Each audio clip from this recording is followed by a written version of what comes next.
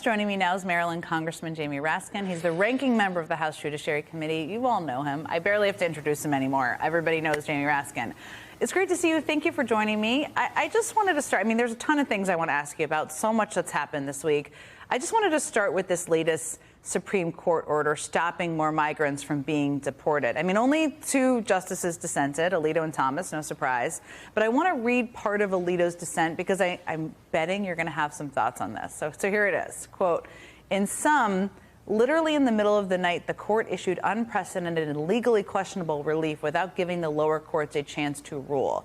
Without hearing from the opposing party within 8 hours of receiving the application, the dubious factual support for its order, and without providing any explanation for its order, I refuse to join the court's order because we have no good reason to think that under the circumstances issuing an order at midnight was necessary or appropriate. I mean, first of all, they were literally already on the bus and going to be put on a plane and flown to a foreign country. So I think that's reason enough. We're showing exclusive NBC News video of the motorcade right there. Justice Alito seems cranky, I guess, is the one way to describe it, that it's past his bedtime. But what do you make of that? And kind of this back and forth with the Supreme Court?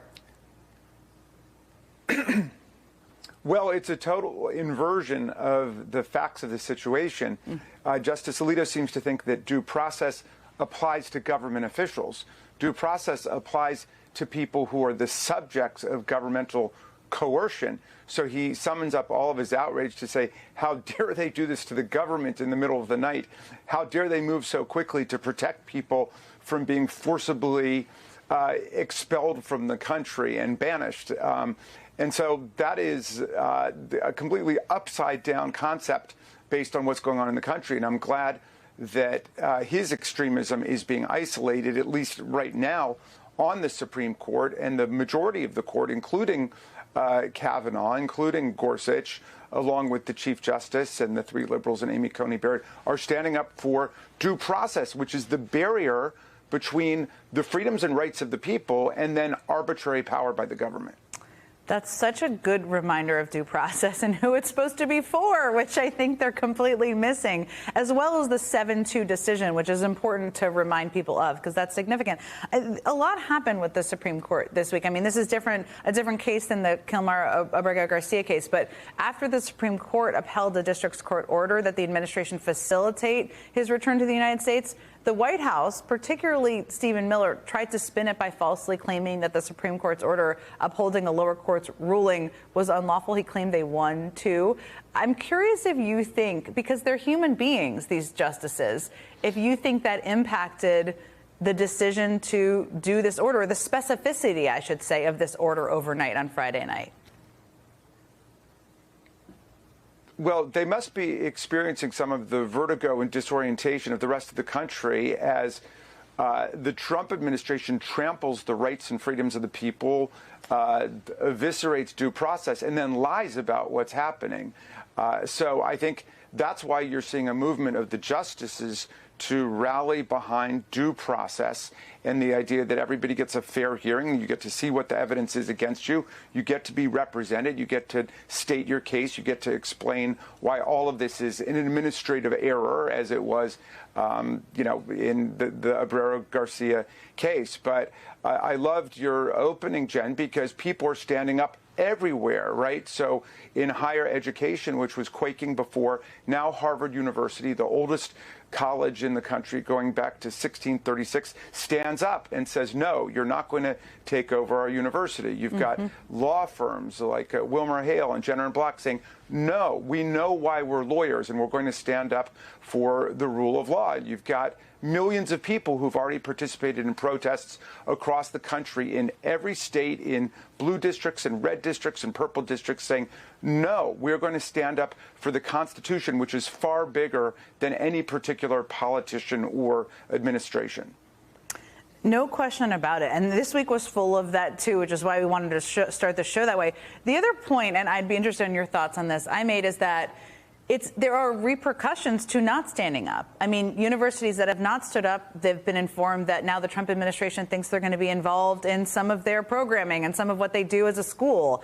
The law firms have been told, or there's reporting that they've been told that they're going to decide what pro bono clients that they have to take on. Obviously, we've seen what's happened with the media.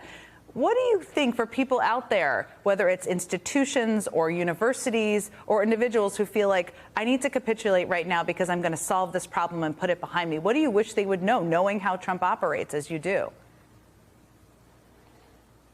Well, we learned from the last century that you cannot appease fascists and authoritarians. There is no safety in appeasement. And that means you've got to feel the fear, which they try to promote through their cruelty. Their cruelty serves the function of imposing a regime of terror on society. But the reason that Franklin Roosevelt said there's nothing to fear but fear itself is because he knew that people had to feel afraid, but then keep going. And that's what courage is. Courage is experiencing the fear, but then refusing to back down and moving forward. And that's what's happening in every sector of American society now, including, by the way, the foundations. There was a very powerful statement made by John Palfrey from the MacArthur Foundation. These not-for-profits are going to have to stand up to defend us, for example, in the healthcare field, where the Trump regime is trying to pull the plug on lots of things, including vaccination, of course, but lots of different kinds of public health efforts. And Mr. Palfrey is basically saying now is the time for the foundations to step into the breach, to use their resources to address all of these huge catastrophic problems being unleashed on our society. That's such an interesting quote. I'm glad you brought it up. I mean, there were a lot of, it's so important to talk about the inspiring things, I think. There's a lot of dark things happening. One of the things that I thought was also very good this week was obviously Senator Van Hollen, your senator from your state, going to El Salvador. He was able to meet with Abrego Garcia. He also threatened, before he went there, he threatened that they would be violating international, they were in violation of international law, which maybe that had an impact on Bukele and the government, who knows. But I'm curious, as you're watching that sort of activity and as we're seeing the Trump administration completely open and willing to send individuals, even American citizens potentially overseas, whether threatening or not threatening, but kind of appealing to or focusing public messaging on the leaders who are doing this as part of what you think is effective here, part of what Van Hollen did. Yeah, well, I was very proud of my friend Chris Van Hollen for what he did, because he restored the humanity to this whole controversy that's going on, and he wasn't afraid, or he felt some fear, but he moved forward and he showed everybody, yeah, we can get on an airplane and we can go and face the problem directly. And then, of course, they've been lying about the trip and tried to stage some false margarita scene there. But look, President Bukele, who's declared himself a dictator, and the other tyrants, dictators, autocrats of the world have to understand that the Trump administration is not going to last forever. We're going to restore strong democracy to America, and we will remember who stood up for democracy in America and who tried to drive us down towards dictatorship and autocracy. So I'm glad that Chris Van Hollen showed exactly where America is, and we're not afraid of any dictator anywhere.